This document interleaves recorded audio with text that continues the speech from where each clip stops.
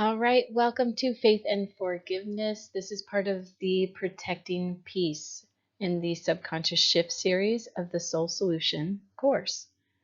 We're going to be talking about faith and sin and really what happens to the shadow. Like, how does the shadow actually interact with you and what happens when you ignore it?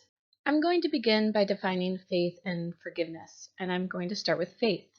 So while many people define faith as trust in a higher power, trust in something more than just you, it's much more than trust.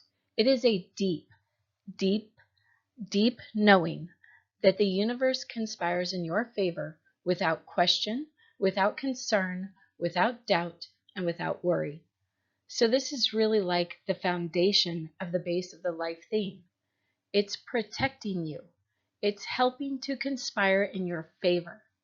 And that's why it's so important to actually learn how to work with it instead of deny it or shame it or make it wrong for even existing in your world. So I'm just going to get right to it. Basically, there is no faith between you and your inner child, aka your shadow self, aka your intuition. This is the foundation that you have got to build yourself on, especially in regard to your own personal intuition or your life theme. Your life theme and the chaos that it creates has more to do with the fact that your inner child and your younger self doesn't actually trust who you are as your higher self, your grown self. This connection has fizzled and broken over time. There has been no listening of each other. You've actually practiced shutting each other down and shutting each other up. And the thing is that you just simply don't trust each other anymore. Neither one of you is listening. You guys ignore each other. You shut each other down.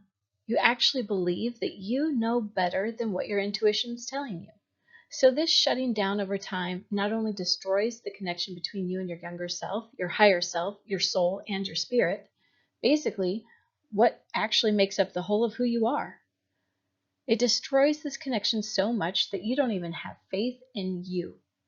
This isn't just your younger self saying that she doesn't have faith in you. This is that you don't even know who you are. You don't trust yourself to listen because you don't trust her. You don't trust her to actually really protect you because every decision that she's previously made, while it was in the name of protection, that feminine energy, that intuition, also really took a toll on your freedom and self-expression. So there's a huge lack of trust within your own skin, and that is what we have. That's where we start to create the foundation, the forgiveness, and to restructure everything from. I'm going to get right to it. Your inner child does not have faith in you. You don't listen. You ignore her. You shut her down. You think you know better than she does. You have no faith in you, ultimately. You know you don't trust yourself to listen to her because you don't trust her. So why should she? This is the foundation that you have got to build within yourself, especially in regard to your own personal intuition and your life theme. Your life theme and the chaos it creates has more to do with the fact that your inner child, your younger self, doesn't actually trust who you are as your higher self or grown self. This connection has fizzled and broken over time. There has been no listening of each other. You've actually practiced shutting each other down and shutting each other up. So this shutting up over time not only destroys the connection between your younger self, your higher self, your soul, and your spirit, basically the whole of who you are. It destroys this connection so much that you don't even have faith in you anymore. This isn't just that your younger self doesn't have faith in you. This is that you don't know who you are. You don't trust yourself to listen because you don't trust her to listen. And you don't trust her to actually really protect you because you don't trust you to protect her. Every decision that has been previously made, while in the name of protection, also took a toll on the relationship with your internal freedom and self-expression. So there's a huge lack of trust within your own skin, and that is what we have to create the faith, the forgiveness, and the foundation from. Which means that if you're getting things in your life that you don't really want, then somewhere, somehow, You're not actually focusing on what you want. And the universe is getting very mixed signals on what exactly to deliver you. At which point you kind of start to focus on what you're receiving from the universe, and you start thinking that this is just the way that life is, and it can kind of go downhill from there. Which brings me to actually the definition of sin. This lack of foundation means that if you're getting things in your life that you don't want, then somehow, somewhere, you're not actually focused on what you do want. And the universe is getting very mixed signals on what exactly to deliver you, at which point you start kind of focusing on what you're receiving from the universe and begin thinking that this is just what life is. And it starts to, go downhill from there. Which brings me to the actual definition of sin. Okay, so if we're going to talk about forgiveness, we actually have to start talking about sin. However, if we're going to talk about sin, we've got to start talking about God's law. We are jumping right into sin because if we're going to be talking about forgiveness, then we also have to be talking about sin and what sin really is. Typically, this is referred to as a judgment of something that happened, making it either good, bad, right, wrong, should, shouldn't even. When sin is really just an old archery term that simply means missing the mark. Sin is also referred to as immorality, which, again, a lot of people attach immorality to being good, bad, right, wrong, all with the same judgment.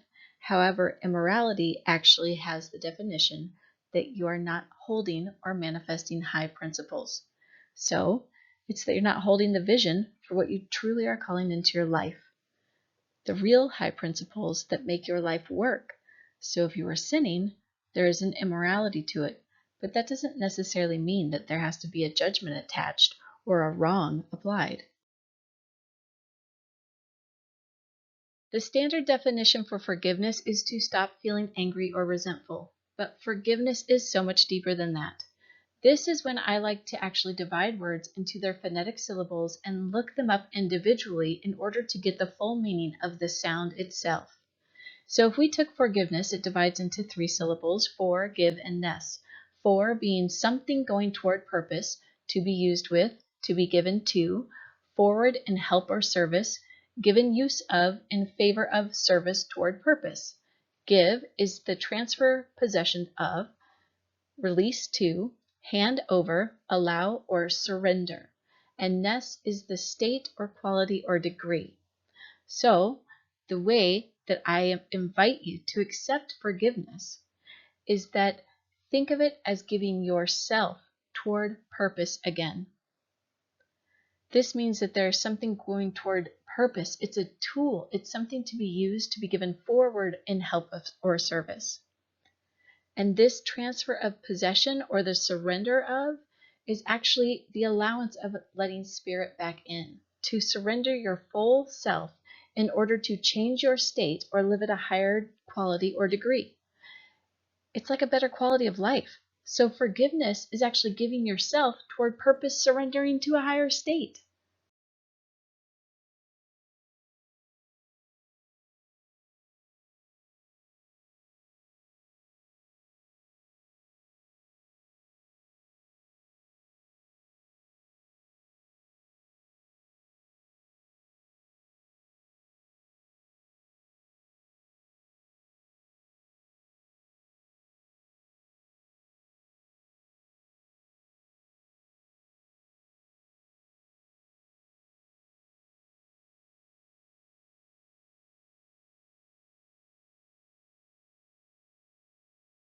Now, both pain and shame can be something that our inner child can actually build walls around, but at the same time, pain is usually how we build that protection even more, because with pain, we actually make it a point to remember it.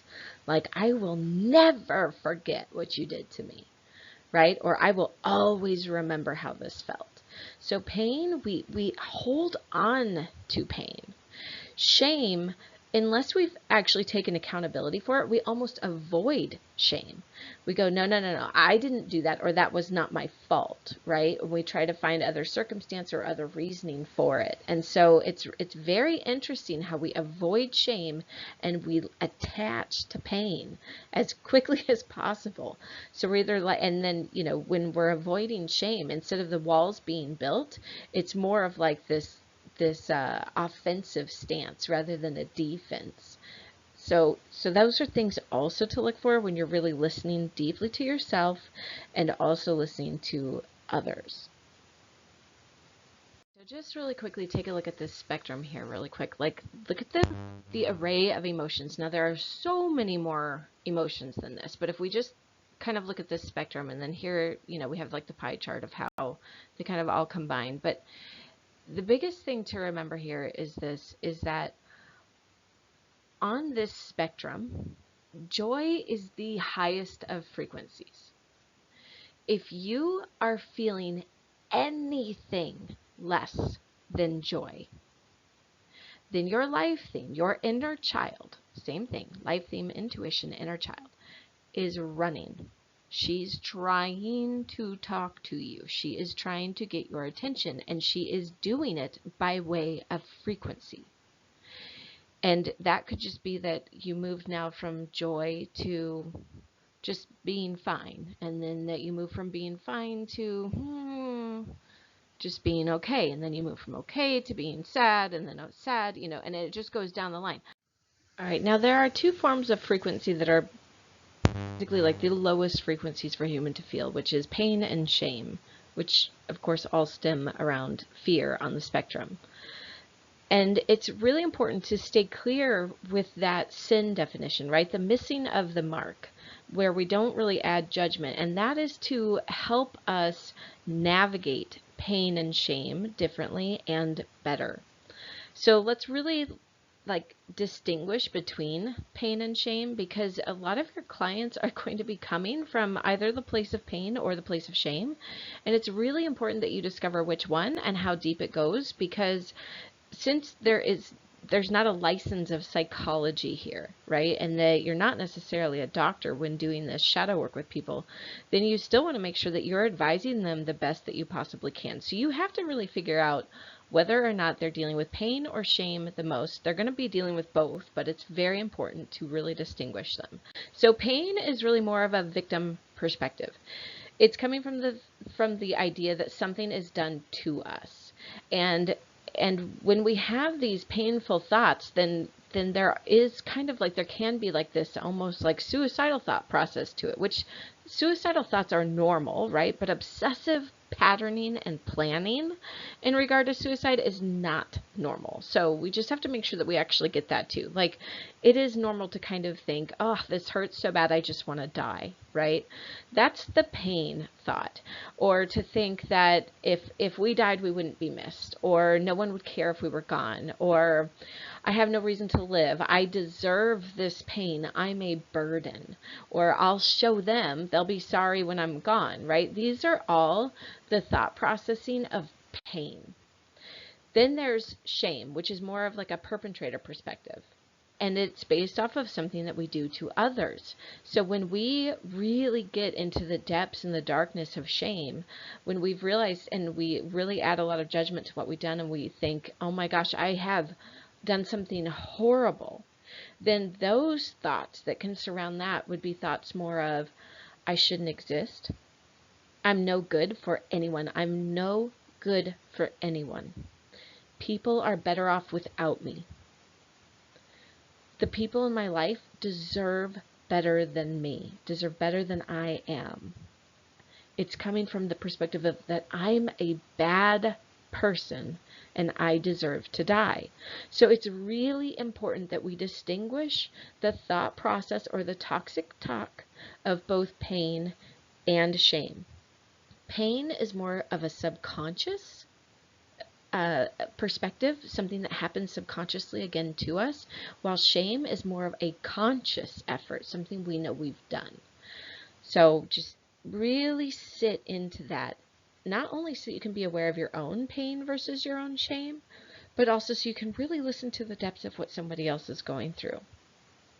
This building up of pain and shame happens relatively naturally because with that disconnection between yourself and your inner child, like I spoke of earlier, there is a perpetual stream almost, right? Until you really get conscious of the practice in your own toxic talk, there's a perpetual stream of shaming that feminine energy that's trying to tell you or let you know what you need to protect. There is this buildup of shame and pain that will happen naturally on its own. It's not like you have to go and actually take yourself into a shameful situation or a painful situation.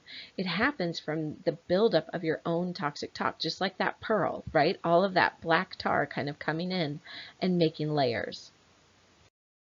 Okay, so the buildup of this excess tar is your job to clear it. So let's clear it. And the only way that I know to do that is to start with bringing some clarity to what's going on. So when dealing with this feminine energy, most people don't even pay attention to it. They rarely even know it's operating on the inside. It's something that, without this recognition, compacts over time, and people begin to numb out, ignore it, try to squash it down, or simply avoid it at all costs. Until one day, it creeps up, and possibly even explodes on them. But up until that day, and up until they recognize how it's working on the inside of them, then they tend to believe that things are happening outside of them. This is where the concept of projection comes from. Things that they are feeling are caused by circumstances outside of themselves, which tends to leave many people feeling as though there is a puppet master making sure that you do the jig correctly. These circumstantial happenings and the loss of control is typically blamed on one of two common puppet masters, God or the devil. And really, it's neither. The truth is, you are definitely being played with, but most likely it's not how or with whom you think. Meet the puppet master. Yep, a child. But actually not this one either. This is what could happen when you have children. That is, if you don't secure your inner child. All right, so with this feminine energy, it's really also important to figure out like how the inner child is playing with you. So a lot of people tend to think that, you know, the strings are being pulled from above, like you're a puppet on a string, and the strings are kind of being, you know, pulled from above, and you're made to dance and everything. I want you to think about it in reverse. The strings are down deep in your sacral center. And it's almost like the child is sitting down there pulling the strings from those steps, going, oh yeah, you're not going to listen to me? Well, I'm going to pull the string of guilt. And oh, you're going to go ahead and do that without my permission? Well, I'm going to make sure that it seems painful to you. Like, she's trying to get your attention by pulling these strings. The problem is that these strings hurt so bad that we don't tend to actually pay attention to what is being said to us. We tend to pay attention to how bad it hurts. And that's what we really have to like start looking for, is that instead of paying attention so much to the pain, we have to go, okay, well, what are you trying to tell us from the pain? So why isn't this, the asking of her, something that we still aren't doing regularly? Well, there are two reasons to this. One is because we believe we already know the answer. And two, we think we understand it. And truthfully, we do understand it. When we created our foundation of communication with her, we were under the authority, guidance, control, and instruction of others. That's where we stood, under someone else. So the vocabulary used to express emotions were ones that had been passed down through our ancestors, and they were limited in size, and most likely we were told to keep it to ourselves. Had we only been taught this instead? I'll come back to that one. All right, so before we take a visit down in there with our logical mind, let's go ahead and keep a few things in mind about it. Number 1, your child was then and still is about 4 years old or less. Number 2, your child cannot read. 3, your child's vocabulary is extremely limited. 4, your child might not be able to really talk at all. So, therefore, 5, understanding is not an option. It's now time to INNERstand. So let's go in and stand with her. All right, so let's take a journey into the inner world. Notice how dark it is down here. So dark, it makes you actually wonder if anything's really here at all. Let's go ahead and put on our night vision goggles. Ah, there we go. Much better. So, all right. Well, this is a quick snapshot of what life looked like between the ages of 0 to 4. You'll notice at the top that there are a bunch of strings. Each string represents a nerve. Now what happens is that the inner child senses love or fear, the 2 root emotions, and it's sensed from the root. Once feeling that, the child wants your attention to either console and comfort or even just to see. Like kids are always like, look at me, right? Just to witness. So she starts pulling on these emotional strings from the inside, the ones that best match the sense frequency that she feels.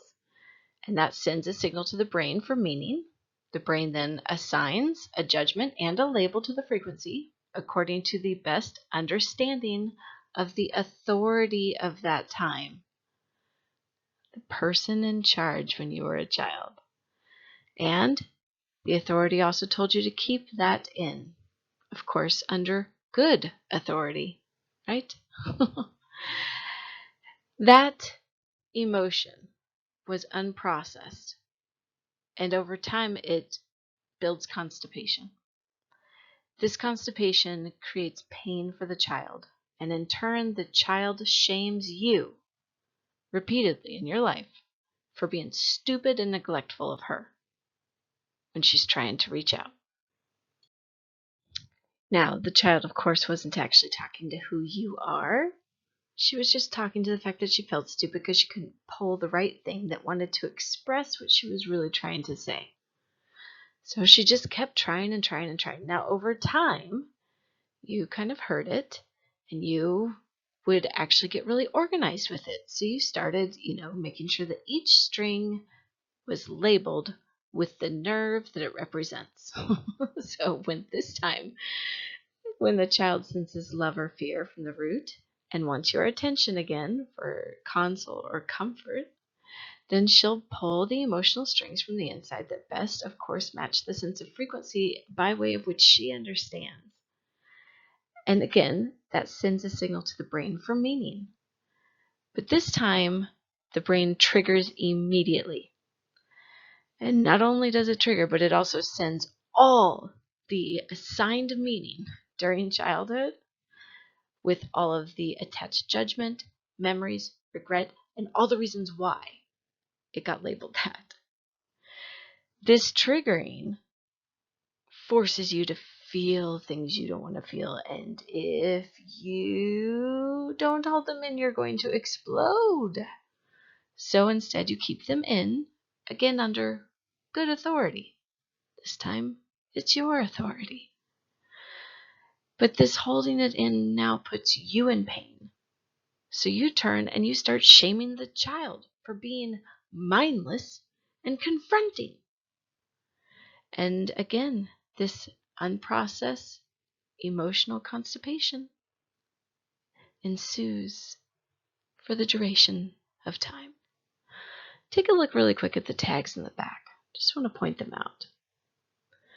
You'll see that because as a child the vocabulary was quite limited, and if you notice the strings in the back, they're like actual frequency waves.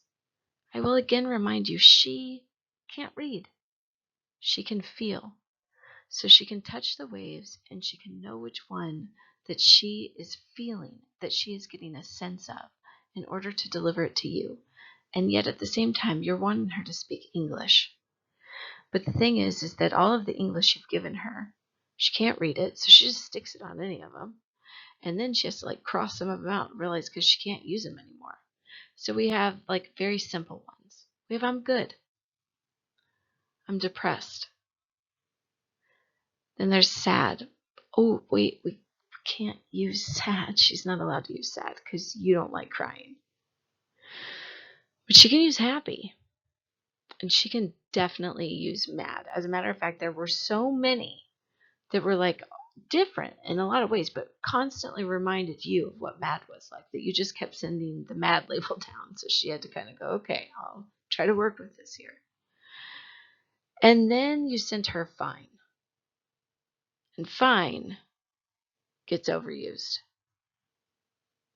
And then there's that last one, which kind of represents a different kind of feeling. It's a very, very uncomfortable feeling. It's vulnerability. And it says scared. Oh, wait, look a little closer. Sorry, never mind. She's not allowed to use that either. All of these conversations that we tend to want to project outward are all internal conversations first. The more that we can direct our attention inward and say, okay, she's pulling these emotional strings. What is she trying to say? And that we can turn this conversation in. That's where we really find the answers instead of trying to look for them or, gain the attention of somebody else. If you're needing attention, it's because she's needing it from you, not because you need it from somebody else. But a lot of times we hear this internal conversation and then we decide to spit it out of our mouth to somebody else when really she's talking to you. She's talking to your higher self. She needs you. She needs your attention. She needs your parenting. She needs your nurture. So I said she needs your nurture. Now, I want you to pay attention that when I say she needs your, right, when she's talking to your higher self, that's that masculine quality in you. That's the doing. She needs your witnessing. Remember that we're not dealing with like male and female so much as we're dealing with masculine and feminine energy. So she needs the witnessing of what she's going through by you, your higher self, which is that masculine energy part. Now, what happens when there's a disconnect, right? When she is like sobbing, she's down there, she's trying to pull the strings, she's trying to get your attention. You're not really, and she gets your attention softly. She's the small whisper. Move the Lego. Move the Lego, right? That's the small whisper. That's the way that she sounds. When she doesn't get your attention, though, guess who she calls on? Now, I'm not sure if you noticed in that last slide, but she actually had become a full-on shadow. Almost as though she had been compressed so much with so much tar and emotional baggage that she became it. Just a dark little shadow. Which is really scary because then you really can't see her in the dark. All right, so if we get and we stay in that space that she's in, though, and at the same time we really look and see that she is speaking in terms of frequency, or at least trying to. Like you can see the waves of the strings that she's trying to pull on, so she's able to feel them and go, yes, this is what I'm feeling when I get that root emotion, whether it's love or fear, and I'm trying to describe it the best way I can with all of the multitude of nerve endings and strings that I have, this plethora of frequencies in front of me. And yet at the same time, such a limit on what the words are and how they translate. So if you really pay attention, you can see that this isn't about the fact that she's doing anything wrong or you're doing anything wrong. This is just simply lost in communication. Like the translation is gone. It's not there. You guys haven't worked on translating, and it's time to actually work on that. Now, here's the deal. Sometimes that translation can be difficult, and The coolest part about the default systems and the subconscious systems is that extra tools were provided in that. One was intuition, and the other is ego. Now, with that, the order that this communication happens in is that first she simply speaks. She speaks with the simplest terms she can use because, again, she's still learning her language. Until you talk to her and try to open up that language in her, then she doesn't open on her own. So she speaks simply. She speaks in a whisper, and she speaks once. And if you don't listen, then she stops. Because just like your life theme, she is the life theme. Remember that. Mine is I don't matter. She is the I don't matter part of me. So she'll step back and go, okay, I don't matter. Now the other thing is that if it's something a big deal, right? If it's a big deal, then okay, she'll go, okay, she didn't hear me. She's not listening to my words. So she'll send intuition. She'll send a flutter up the spine, some goosebumps, something that resonates, something that makes me go, wait a minute, that didn't feel right. The hairs on my neck stood up, whatever. And yet again, if I go, that doesn't matter, and I shove her back down, don't matter, and then I keep going about my day, then she has one last item to use, and that is the ego. And when the ego gets involved is when things go really awry. It's not because the ego is necessarily bad. We need the ego. I tell you that sometimes we need parts of the ego. We need a little bit of that anchor, right? We need something that is that anchor. Think of the ego again as like a large cat sitting next to you, but one that you can tame. And that's kind of like what the ego is, that you have it in case you ever need to set harder boundaries. But at the same time, you're going to put the ego in check, right? But there's kind of like this alter ego in there. And that's when the 16-year-old decides to take on the ego. And that's when you get the Joker. And everything becomes a huge mess. The 16-year-old steps in to protect the little girl when the higher self isn't listening. That's the thing, to protect the feminine energy. That masculine, ego-driven energy will step in to protect the feminine energy when the whole of who you are, the masculine and the feminine combined, isn't paying attention.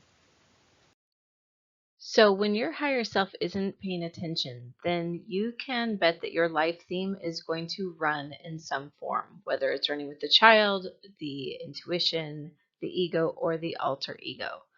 But it's definitely going to run. It's always running really anyway, but it's going to run more, especially if you're not listening to the child. The child is always the consistent running of the program. As long as you're listening, then it works with you. When you stop listening, then it starts sending more and more powerful warnings to get your attention. And when this happens, you're going to want to make sure that you take just a moment, because you don't want to have anything trigger in your body. In order to regulate these emotions, we have to actually be able to sit with the emotion for a moment as it moves through our body. So the first thing is that you want to feel it. Now, this happens regardless. You're going to feel something. You feel something all the time. Sometimes you ignore it, but you're going to feel something. In order to feel it more and to really be able to analyze it, you need to breathe.